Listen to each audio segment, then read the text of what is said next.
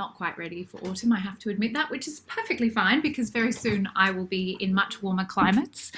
And I'm coming at you today with some sharing around the learnings from my training with Cyan Pascal last week of the Light Collective, and looking at the physical body as the temple and how we can serve our awakening through investment in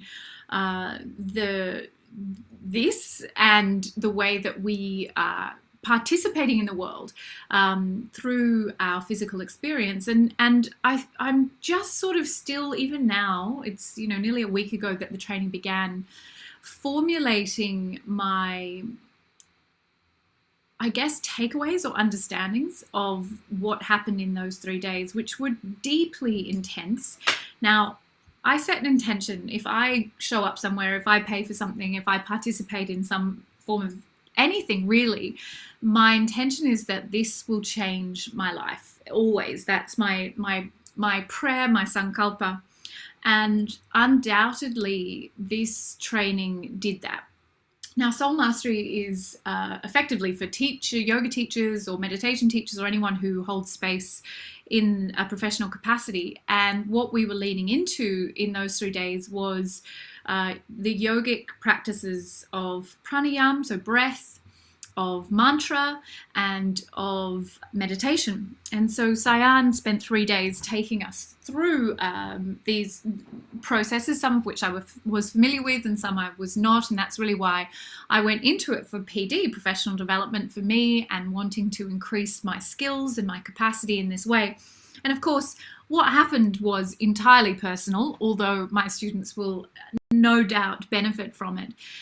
To be held by such a teacher as Cyan and to have that level of devotion, of time, I guess time being the really big thing, to sit for so long in my own work, in my own self, and to not be holding space, and it's a really lovely thing to be held when you do a lot of holding, as any of my space holders would know.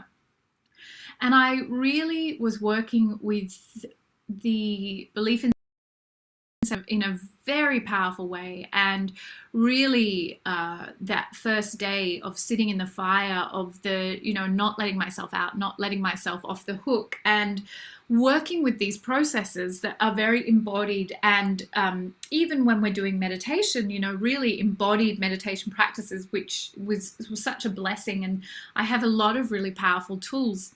One of the biggest ones that I now will get to share, and I'm very excited about that, but one of the biggest ones was undoubtedly the capacity for the breath to transmute all of our crap, but especially our subconscious fear, and really feeling the breath, including mantra, as just even more sacred and precious to me now. And the desire to bring more and more of that into my own devotion, my practices, but also in sharing what it is that we can benefit from when we use mantra, when we chant sounds from particularly, we were learning Sanskrit mantras, that Sanskrit is a language of vibration. So to put that another way, Sanskrit is described as the most perfect language that exists, and it's a language that was created to describe the spiritual experience. So it is entirely the language of the mystic, yes? And even though it's not English, its capacity to be understood is at that vibrational level. So Cyan so beautifully said it. With mantra, the sound is the meaning, because very often when we're handed a Sanskrit mantra to chant or repeat, we will immediately go, well, what does it mean? I want the literal translation. And there is very rarely literal translation from Sanskrit to English available. It has to be go through a number of filters, including the filter of whoever's doing the translation. There's no literal, this means this, because it is a language describing the spiritual experience. But what I've found so important to hear, because I have this experience when we do the Gayatri Mantra on the 3rd level retreat, the women often want to know the literal translation as though that is going to take them deeper. And I understand the yearning to know what you're chanting is, absolutely. But it can only ever be done in a roundabout way, because literally the sound is the meaning. Okay, so when we chant, it is the vibration that is created by the sound frequency that is the healing, is the medicine, is the work. It isn't because I know that word means mother and this one means God and this one means son and this one means blah, blah, that I will somehow have a deeper understanding. It's how much am I able to surrender my reasoning conscious mind's need to understand in order to go into an embodied experience of the sound that has been uttered billions of times before me, in order to have that experience. And that was such a beautiful shift in the way that I was thinking about it, and certainly the way that I will lead the chanting practices. And I've got some beautiful new ones that I'm excited to share when we go on retreat next month. But also the idea of breath, of pranayama, and deepening into that as part of my devotion, that the way that we are built, this human vehicle, this temple, is able to open us to our awakening so much more than sitting down with a book and trying to reason our way there and figure things out.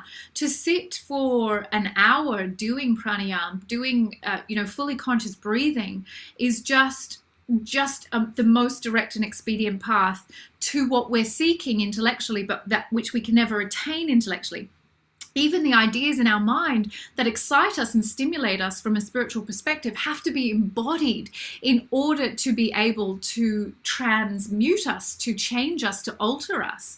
And I find that this is even more resonant with me right now, because the shift from fear to love in regards to the separation illusion that I experienced on Wednesday didn't happen because I was intellectualizing, I have a fear of separation from God, I'm angry with God, or I wish that the separation wasn't true, or whatever, or even trying to think my way through it. This is not logical, all is one, I get that. But actually to surrender to the practices, to chant the mantra, and which I might have it here. She gave me a beautiful manual to look at. And one of the things about, I think that I had not fully understood about chanting, and which really, really excites me, and I'm going to find this quote for you, is the idea that when we are chanting mantra, not only are we breathing in a way that is pranayama, where it's regulated breathing,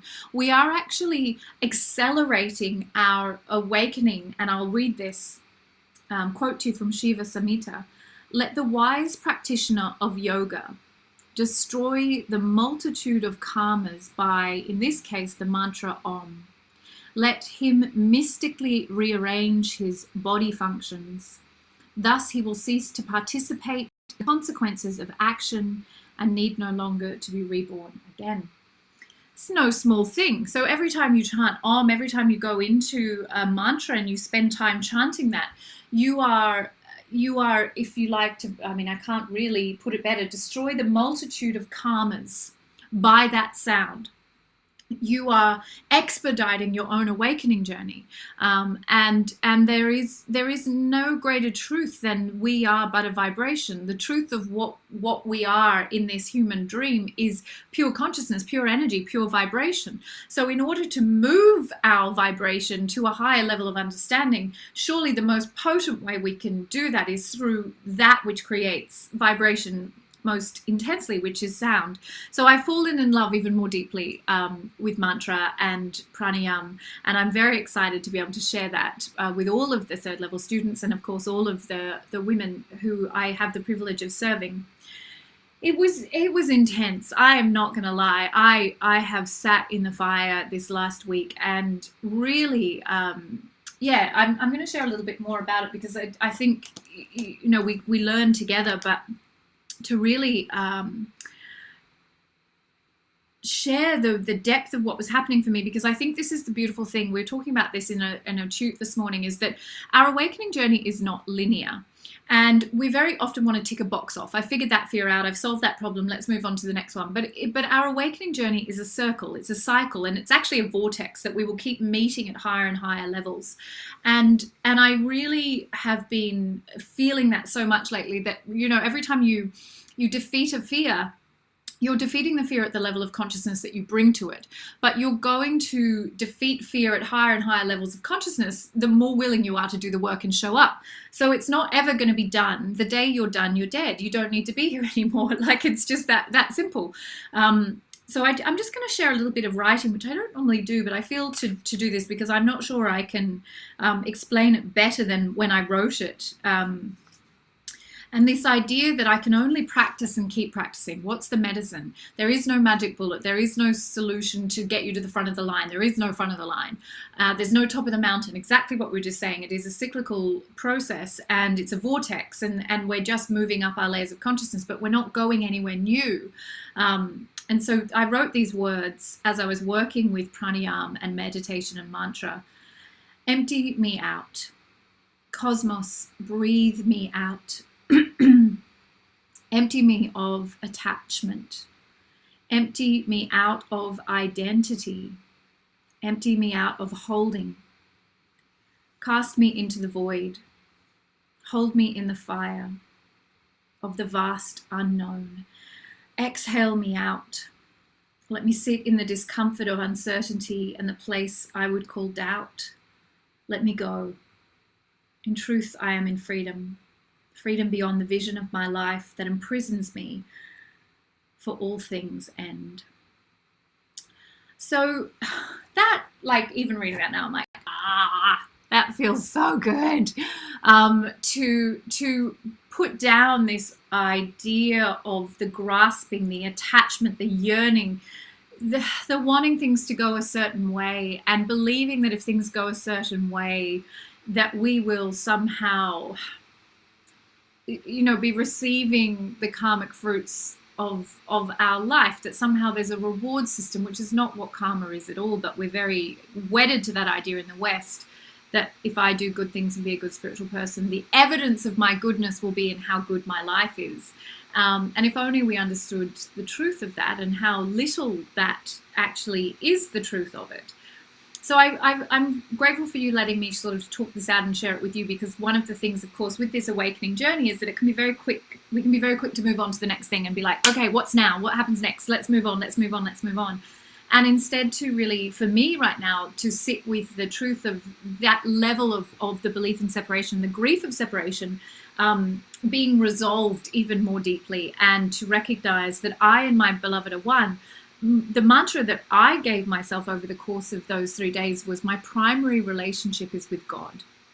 And every time I felt something else enter in that would cause separation from that truth, I came back to it. I and my beloved are one. And to listen to every love song and to hear every prayer and to feel every good feeling as an offering, a consecration to that love, that devotion that I feel to God, who is me and I am that. But that idea of overcoming that separation in the mind through seeing God as my beloved, and to feel the bliss of that union, it's all really freaking great. And what got me there was not my reasoning mind. What got me there was deep immersion into the mantra, the pranayama, the meditation in a sustained way. And I've come out of that feeling really clear about things that were really confusing me. And I've kind of doubled down on it by beginning yesterday. I began a cleanse, a 4-day cleanse. I'm going to Seven Sisters Festival this weekend. Please come and join me if you're in Melbourne. I'll be teaching on the science of intuition, which will be really cool. And I've made a 3-month commitment to be absolutely alcohol free. I don't drink a lot, but it was, a commitment that I wanted to make right now. In fact, it was in a yoga practice, which was a Kali practice, and I felt very clearly that Kali was just like chopping off the head of that illusory behavior. So I'm literally cleansing, clearing out, fasting, doing all the things right now, and on top of the work that was begun. And all of these things are only, that are done in the 3D, are only to raise our vibration, which is the truth of what we are.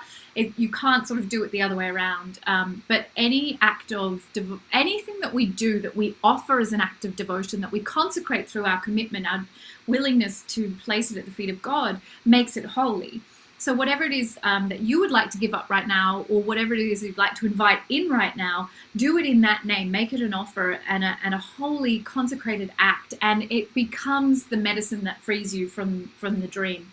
And that's really what's happening for me. And it's the descent to the underworld, sitting in the fear, not avoiding it, not trying to wrap it up in a pretty bow, not justifying it, not telling myself stories about it, not saying, well, because this and that, and I've experienced this, but actually just going there and like, this is what's real. I'm sitting with this discomfort and I'm not going to hurry away from it.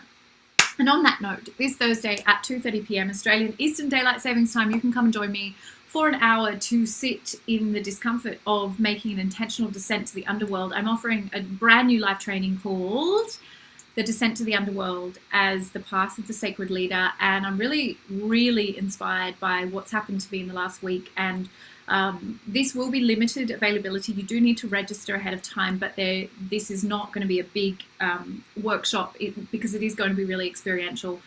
If you have the capacity, please attend. I will be sending a recording if you can't attend live, so please do register. I'll share the link and all the information here. But it really is just such a deepening into this work for me and an understanding. We'll be invoking the goddess Inanna and looking at her journey to be hung on the hook and not letting ourselves off the hook as the way that we can truly be in service at this time. So for all of those who identify as sacred leaders, space holders, and want that level of support around you right now, please do come along. I think it's going to be epic is the word, especially because I'll be day 4 of my cleanse and shining brightly. I feel really excited about this one, and it feels like a progression and a beautiful evolution. Thank you for those of you who've been sharing. I haven't been reading. What is healed in the subtle body is healed in the physical. Absolutely. There's only one thing. There is only vibration. Kelly says our physicality is one of the most divine tools we have when used with intention. Sounds, vibration, and breath are powerful beyond our understanding. Exactly. That's the whole point, isn't it, Kelly? Like, it's beyond our understanding. And that whenever we get beyond our understanding, there we do the real work. Because when we're in our understanding, the ego's in charge. So it's a really beautiful thing to acknowledge that. Crystal says, I've been told it also has something to do with the way that sound is created and interacts with the nervous system, where the tongue hits the roof of the mouth, the chant, the breath, and of course the vibration. Absolutely. And all of that is really cool. But remembering that even beyond that, the body doesn't exist. Everything is but a vibration. So when we go into raising our vibration, my dog just got on the couch. So you're not allowed on the couch. Is this just like mum's busy? I'm just going to be distracted. I'm not going to yell at him to get off the couch. But that's cheeky. That's full cheekiness.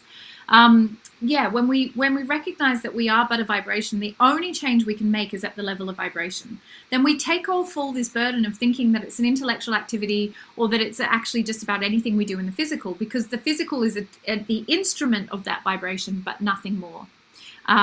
Yes, Epic came to Sam as well. Lena's just finished the Gayatri. Beautiful. I learned a new version of that with Siam, which was just beautiful as well, and I'll be sharing that.